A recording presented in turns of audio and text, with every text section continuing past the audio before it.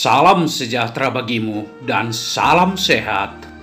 Kiranya kasih karunia dari Allah Bapa, Anaknya Tuhan Yesus Kristus dan Roh Kudus menyertaimu, saudaraku.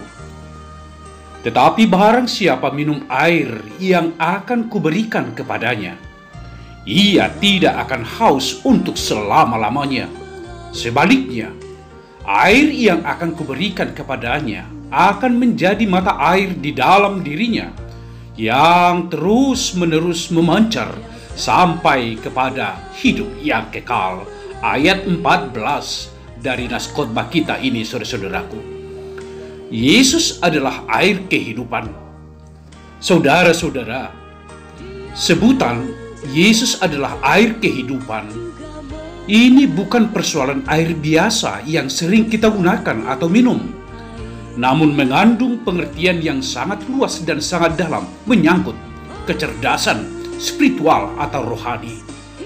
Air sering dipakai melambangkan berkat Allah dan penyegaran rohani.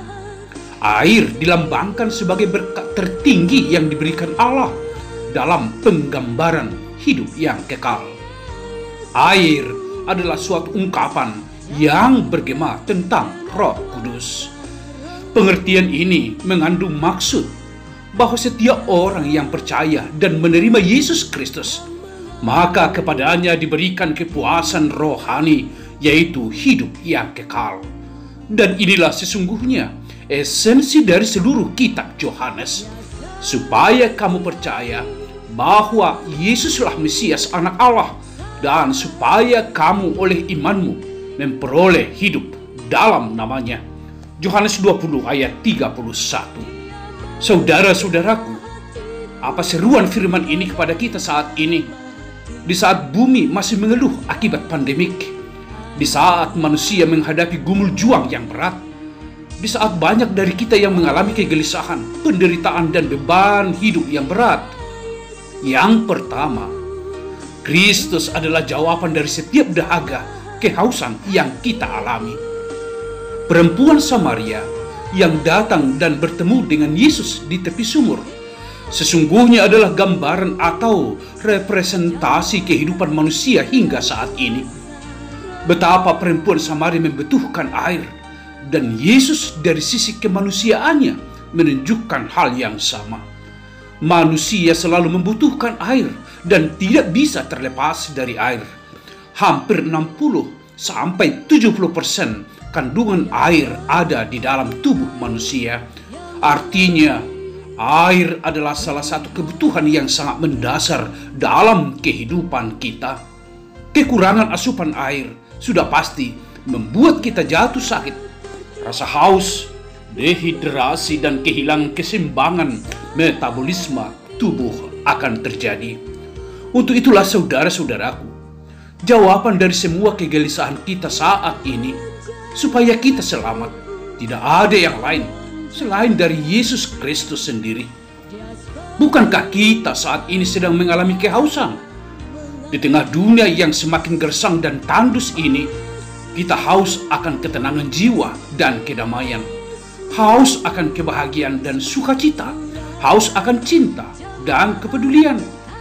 Banyak hal yang kita hauskan saat ini. Namun saat ini Yesus berkata, "Tetapi barang siapa minum air yang akan kuberikan kepadanya, ia tidak akan haus untuk selama-lamanya." Yesus adalah jawaban dari setiap dahaga yang kita alami, saudara-saudaraku. Di tengah gersangnya kehidupan bumi saat ini, biarlah setiap orang dapat merindu untuk haus akan firman Tuhan. Di tengah tandusnya kepedulian, biarlah setiap orang merindu untuk mendengar suara Tuhan. Datanglah kepadanya dan percayalah kepadanya. Yang kedua, saudara-saudaraku, jadikanlah dirimu sebagai mata air yang terus mengalir dan memancar kepada orang lain. Salah satu sifat air adalah mengalir ke tempat yang lebih rendah. Air yang mengalir jauh lebih bersih dan sehat daripada air yang diam dalam satu genangan. Ini menjadi ilustrasi dari kehidupan rohani kita. Artinya apa, saudara-saudaraku?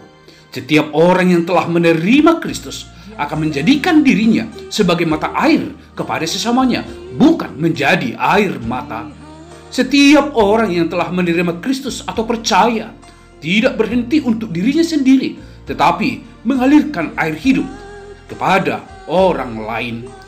Saat ini, banyak dari antara kita yang meneteskan air mata karena beratnya beban kehidupan. Saat ini, banyak dari antara kita yang mencucurkan air mata karena beratnya pergumulan dan penderitaan. Saat ini, banyak dari antara kita yang telah terkuras air matanya karena ditinggalkan orang yang dikasihinya secara tiba-tiba dan oleh karena peristiwa yang tidak dapat dimengerti. Saudaraku, dalam keadaan seperti ini, marilah kita semua menjadikan diri sebagai mata air kepada mereka. Segarkanlah jiwa mereka, puaskanlah hati mereka, bawalah mereka di dalam cinta Sang Kristus supaya jiwanya diselamatkan.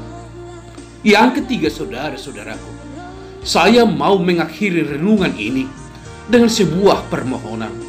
Siapapun kita dan dimanapun kita ada, kiranya dapat memaknai media sosial dengan menjadikan diri sebagai mata air bagi orang lain, bukan menjadi air mata. Terlebih dalam menjelang Sinode Gudang HKBP pada masa yang akan datang, mengkritik itu adalah baik, dan mereka yang mempunyai hak untuk mengkritik hanyalah orang-orang yang mempunyai hati ingin membantu. Tuhan memberkati kita semua. Amin. Selamat hari Minggu dan salam Marturia.